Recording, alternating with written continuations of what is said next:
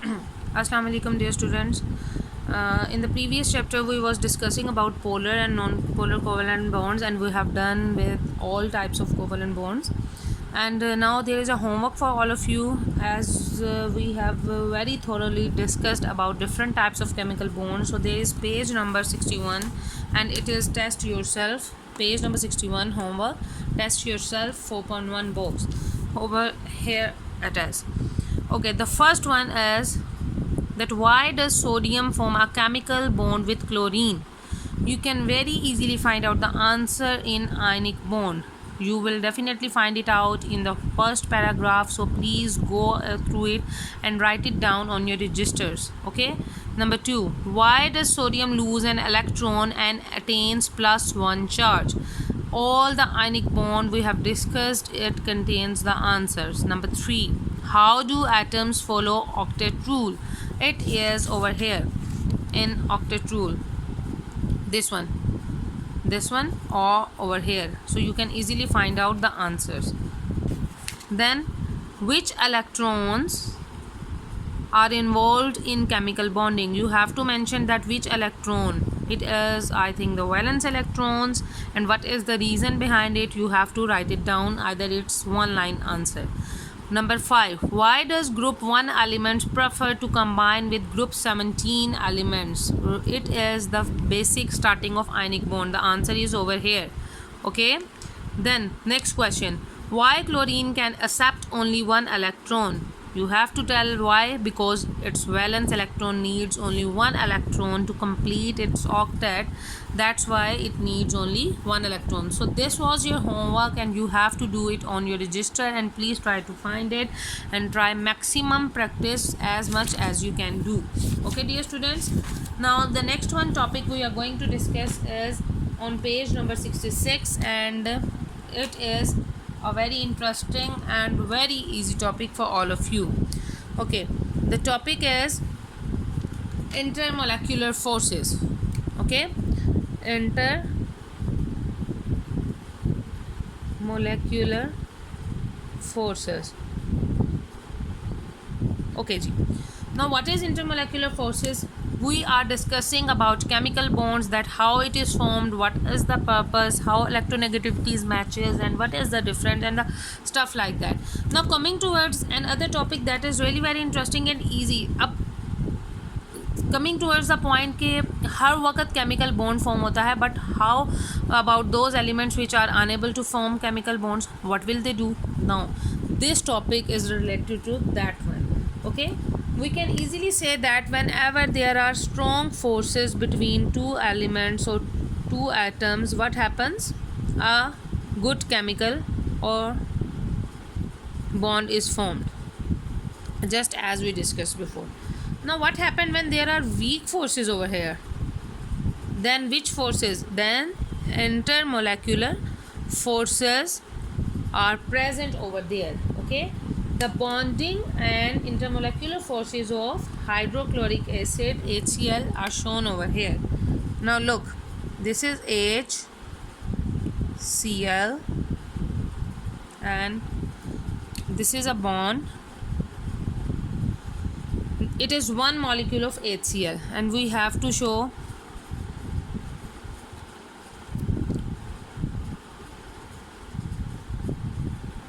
another molecule. So the forces in between these molecules, this one dotted line, is known as intermolecular forces. These are relatively weak forces, and this one is known as chemical bond in between H and Cl. And this dotted line, you can say 1 and this is 2. This one is intermolecular forces.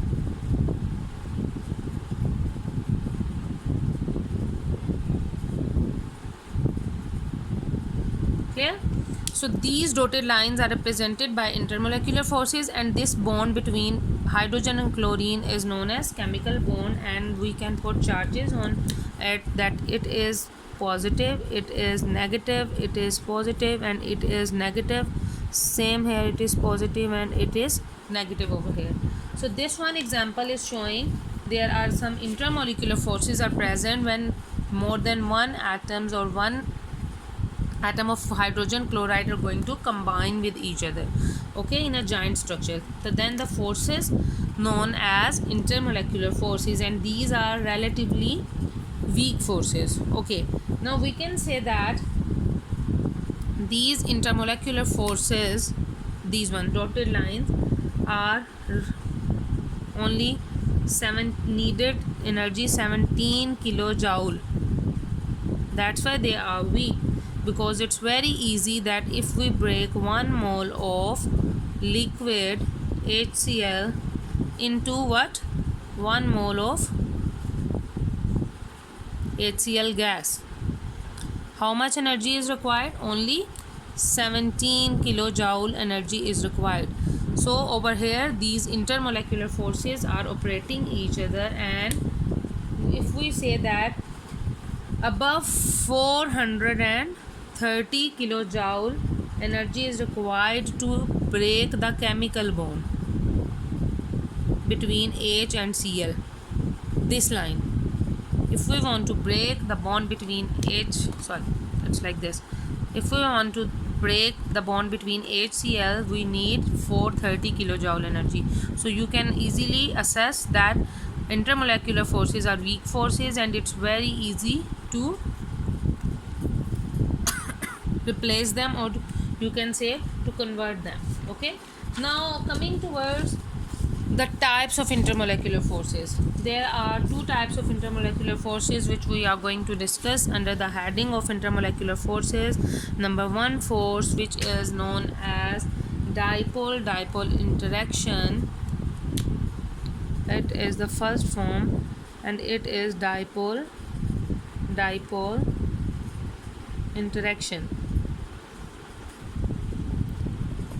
It is the first type of intermolecular forces which we are going to study right now.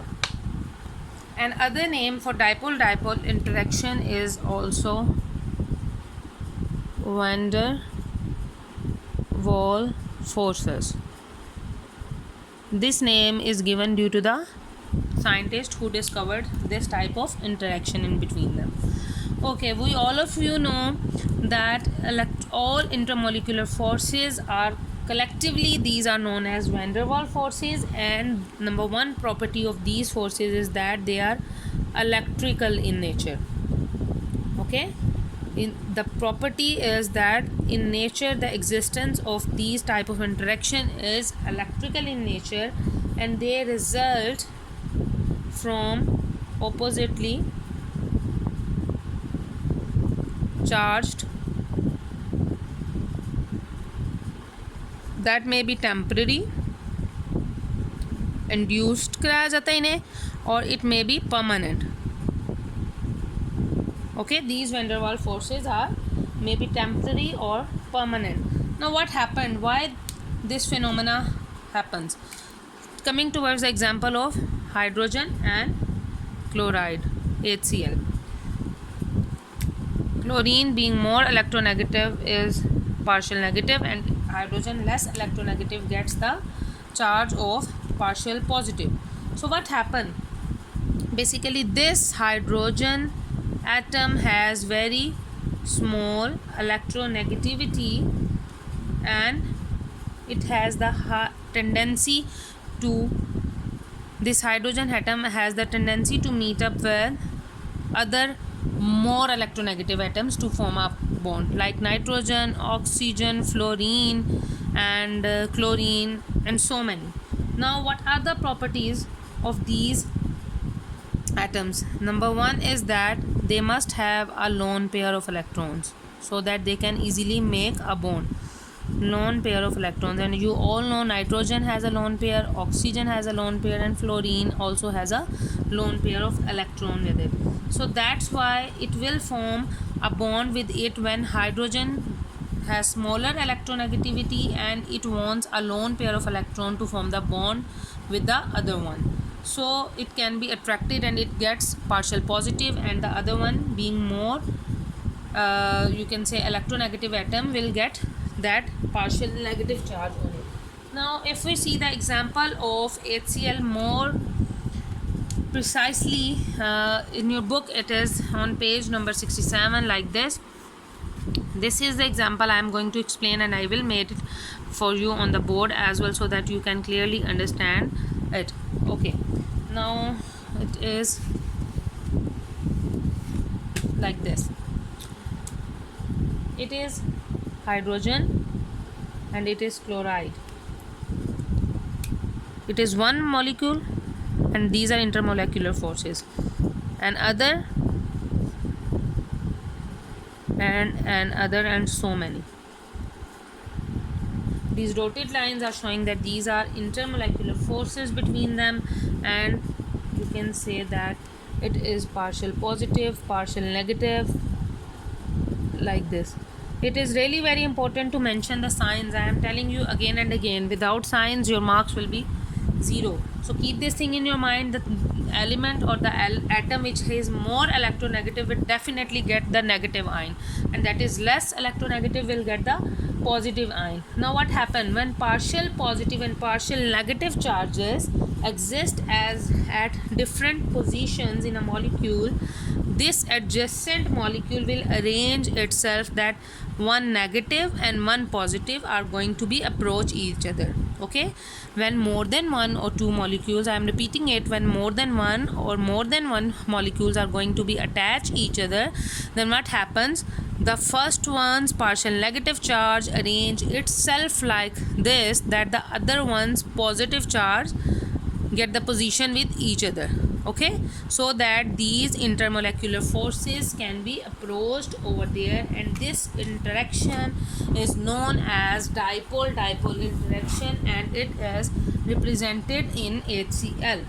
Okay, HCl, and this is like this. You also have to differentiate between these two by making symbols with different markers.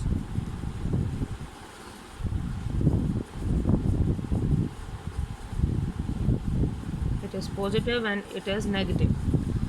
Okay, I am repeating it for you. There is a definition in your book as well at the end of the page 67, that this is a net force of attraction between oppositely charged ions at the end of two adjacent. This is the end of first one and this is the end of second one. At the end of two adjacent molecules, now these attractive forces which are operating between oppositely charged ions are known as what? Dipole-dipole interaction. Okay. Here now move on the next one under the heading of intermolecular forces, that is hydrogen bonding.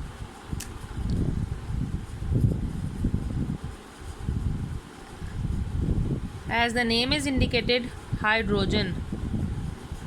So we have to understand that there is a major role of hydrogen in hydrogen bonding, and it is also a weak kind of attraction between molecules. It is basically present between polar molecules in which there is a lot of polarity difference, and it is a unique kind of dipole-dipole interaction. Okay, how it is unique we will definitely see in detail. Dipole-dipole interaction.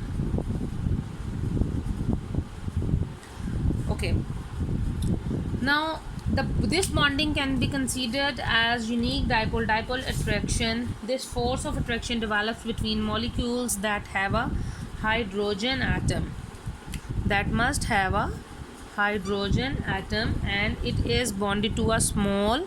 Now here comes the property. Number 1, small. Number 2, highly electronegative atom and having lone pair of electrons.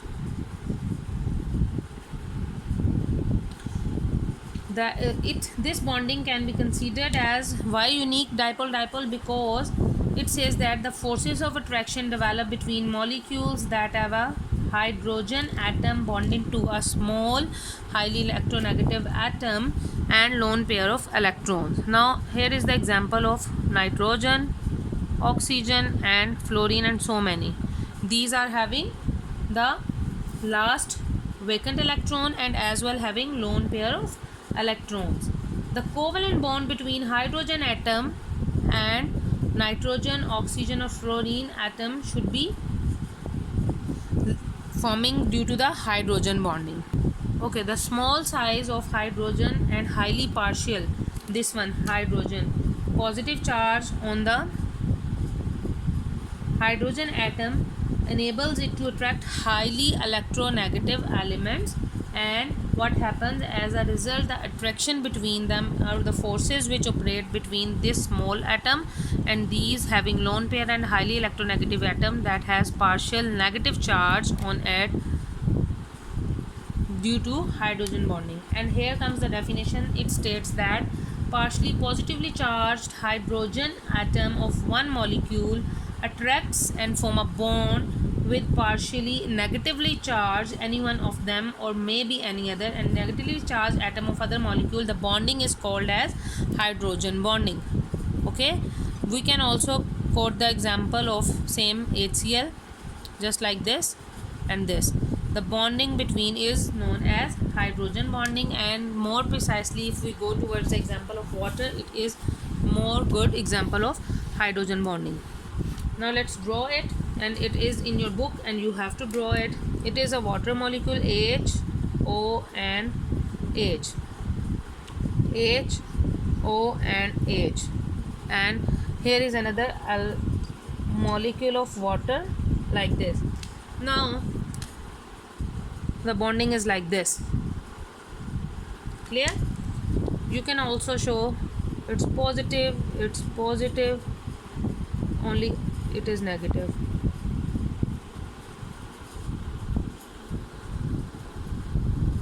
The bonding over here is known as hydrogen bonding.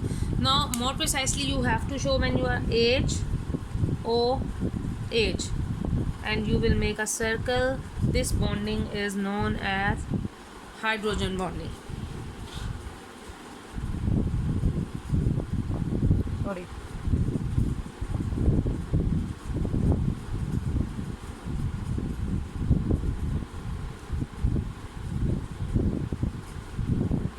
Clear? This type of bonding is known as hydrogen bonding, and you have to show the charges over as well, that it is positive, it is negative, it is positive, it is positive, negative, positive, positive, negative on oxygen and positive in hydrogen. The bonding between water molecules is known as hydrogen bonding, as it is in the form of ice or in the form of other water molecules.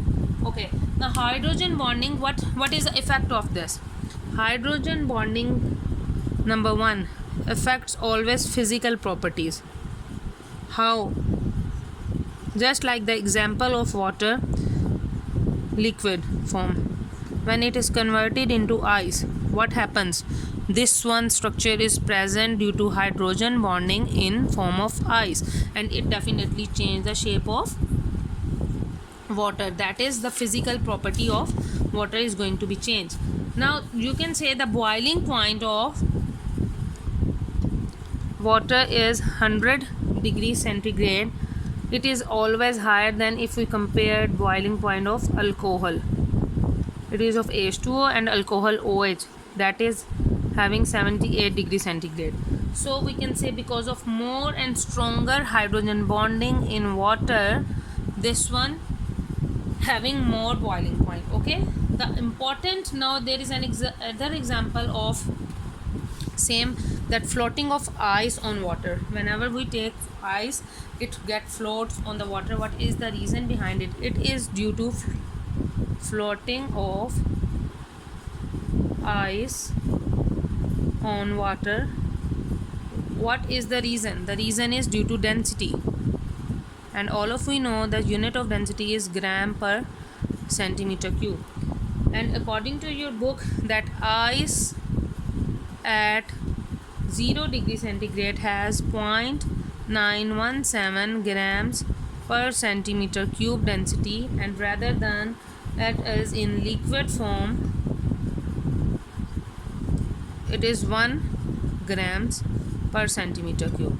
So density is the reason that why floating of ice in water happens, and there is a main reason about it is hydrogen bonding, and the structure we have drawn was about hydrogen bonding. And in your book it is also written that in the liquid state, water molecules, let's say this is liquid state and this is freezing point, ice is just like this, and there are more packed structure just like this. There are no spaces in it, it's solid structure, and over here all solid properties, while in liquid form the molecules are far apart each other, not like gas, but they are quite far apart each other. So there is no shape, and when it is converted into ice it is a solid, and there are ordered form that gives an open structure, and the process expand the molecules, and the results in ice is being less dense as compared to the liquid water, and the values are over here. It is 1 and it is 0.917 due to its structure, compact structure. Okay, so this was about all hydrogen bonding and intermolecular forces. We have discussed 2 intermolecular forces. Number 1 was dipole and the other one was in hydrogen bonding. So the hydrogen bonding topic is really very important, and I am telling you again and again that this is coming in 2016, 2017 and 2019 as well. It is very very important topic, and you have to learn it, these values as well, these examples as well, then you will be able to get full marks.